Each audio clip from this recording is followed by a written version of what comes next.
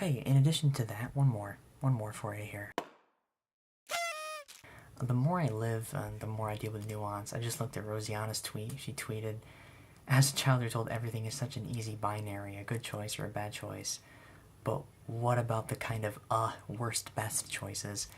And John Green responds with, "Uncertainty is so underrated." Journaling of a couple days ago, last week, I'm tired. When I see things now, like the more I live, the more I see stories instead of objects. Like when I see a pen, I don't see a pen. I see like the materials it's made out of and where it was manufactured. And there's a whole narrative of this pen before it even got to me. Or even this camera or my Mac or anything. Like it's a story in there.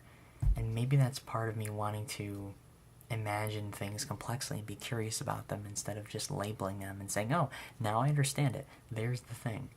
I think it's easy to simplify and dehumanize and label and judge and not consider how much makes up something's story. It's much harder to do. Instead I'm seeing things in people as stories and increasing my complexity of my perspective complexity. It doesn't discount all the factors that had to have worked together to create that story. Like it doesn't discount all the coloring and everything. Just thinking about seeing stories instead of just seeing things. Like people. When I meet people now, like where do I begin? I can't have them tell me their life story, but maybe like ask them about a certain part of their story. I guess I'm more curious now than judgmental. And again, this goes along with the Bug's Life thing, right? You look at an acorn tree. It was an acorn. There's a whole process and story of that acorn being nurtured and growing up. It didn't just get born as a tree. It was an acorn.